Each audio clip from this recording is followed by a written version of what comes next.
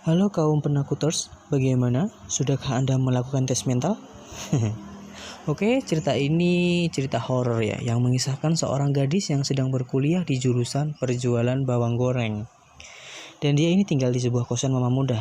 Ini bukan kosannya berisi mama muda ya, tapi kosannya ini pemilik mama muda. Dan kisah ini agak serem sih. Di kosan itu tinggal sosok kuntilanak yang terdapat gunting menancap di kepalanya. Tanpa basa-basi lagi, kita akan langsung laksik. Maksudnya kita langsung saja saksikan ceritanya.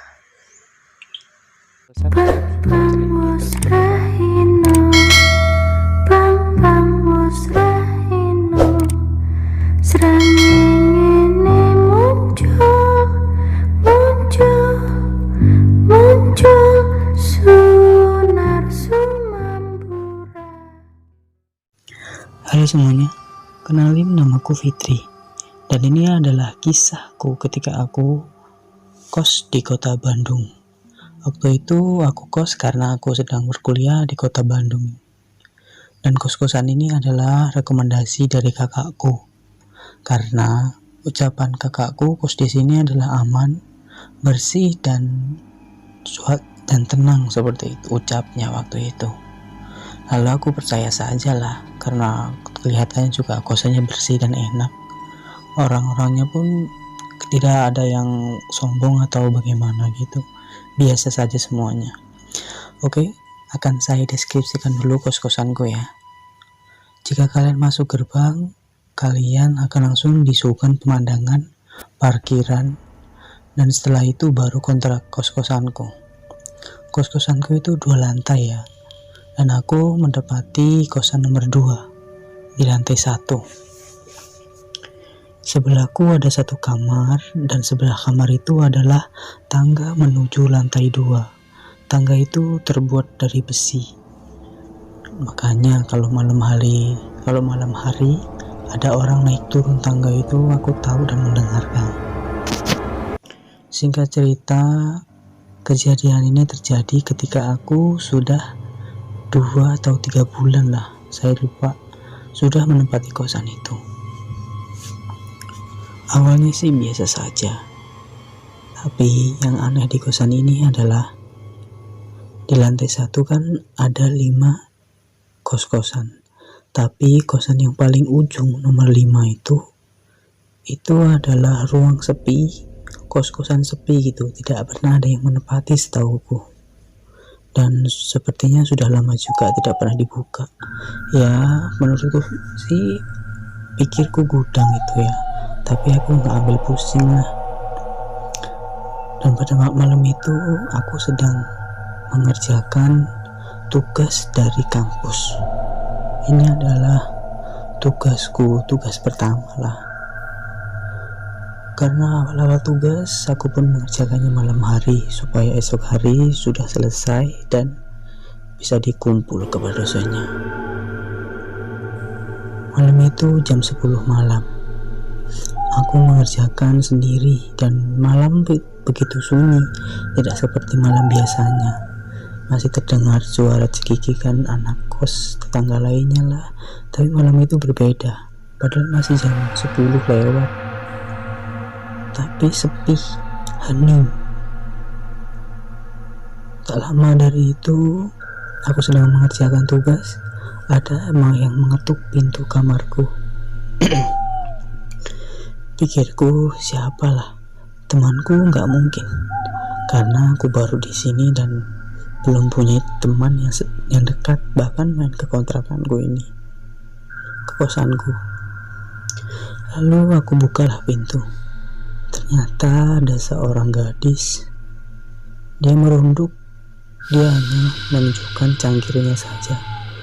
Dan aku pun bertanya dengan nada basa-basi, "Maaf ya mbak, ada apa?" ucapku. Dia hanya mengatakan minta air hangat. Lalu aku mempersiapkan dia masuk dan memencet tombol untuk menghangatkan air di dispenserku.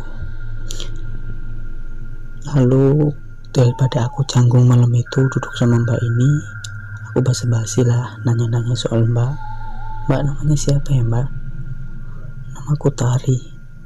Ucapnya singkat dan padat. Tapi suasana waktu itu menjadi tidak enak. Perasaanku tidak enak dan hawa mulai dengan hawa-hawa yang tidak enak, seperti aku tidak bisa menjelaskannya sih. Hanya saja waktu itu aku seperti merinding. Dia duduk tepat di hadapanku, Mbak Tari ini. Tari ini hanya menjawab pertanyaanku dengan singkat. Lalu aku bertanya, Mbak, kamar yang mana ya Mbak? Dia hanya menunjuk ke arah kiri, yang berarti, oh sebelah saya Mbak ya. Dia hanya menunjuk lagi hingga dia menunjuk ke kos-kosan nomor 5. Malam itu saya benar-benar lupa 100% kalau kos-kosan nomor 5 itu tutup dan sudah lama tidak pernah dibuka. Lalu ketika aku ingin menanyakan lagi, ternyata airnya sudah selesai, sudah hangat, dan aku memberikan air hangat itu ke mbak itu. Lalu mbak itu lebih pergi begitu saja. Lalu aku menutup pintunya, dan keesokan harinya aku pun mulai masuk ke kampus dan belajar seperti biasalah. Lalu siangnya aku makan siang di kantin dengan orang yang ya bisa dibilang kakak tingkat lah, tapi dia sudah kenal aku. Maksudnya dia adalah teman kakakku. Dia adalah adik dari teman kakakku sih tepatnya. Tapi ya dia juga berteman dengan kakakku. Dia masih kuliah di sini juga. Aku mau ngobrol dengan dia ya so asik gitulah, biar punya banyak teman atau gimana. Setelah aku mau ngobrol, dia nanya sama aku, Fit, apa kamu kamu ngekos di kosan ini ya? Ini alamatnya, saya samarkan ya, maaf. Aku cuma mengatakan, iya, emang kenapa? Tanyaku balik. Temanku ini menjawab, di kontrakan itu dulu sekali, sekitar 10 atau 5 tahun yang lalu, ada seorang perempuan yang dibunuh oleh pacarnya sendiri. Dia dianiaya, dipukuli, dan kepalanya ditusuk menggunakan gunting hingga bocor, kehabisan darah, dan tewas di tempat. Lalu seketika aku pun mulai merinding dan bertanya-tanya, ada apa sebenarnya ini, kok kejadiannya itu membuatku sangat merinding. Tapi aku masa bodoh aja lah. Dan singkat cerita pun aku pulang ke kosan pukul 6 sore, hampir maghrib lah. Lalu aku sampai kosan dan tertidur atau ketiduran di kosanku itu, dan bangun-bangun menunjukkan pukul 11 malam. Jam 11 waktu itu aku terbangun dan langsung mencuci muka, dan aku pikir aku akan mengerjakan tugas kampus lagi. Tapi sebelum aku mengerjakan tugas kampus, di jendela samping pintu keluar, aku melihat sosok wanita lewat. Ya walaupun hanya bayangan sih, tapi lewatnya tidak wajar, seperti cepat dan bukan orang berjalan, lari dia. Lalu aku hiraukan lah, mungkin ya anak kos lain. Lalu aku mendengar lagi ada orang naik turun tangga dengan berjalannya tuh aneh, bukan seperti orang berjalan biasa. Suaranya tuh aneh gitu, seperti biasanya kan kalau orang turun tangga kan teng teng teng teng.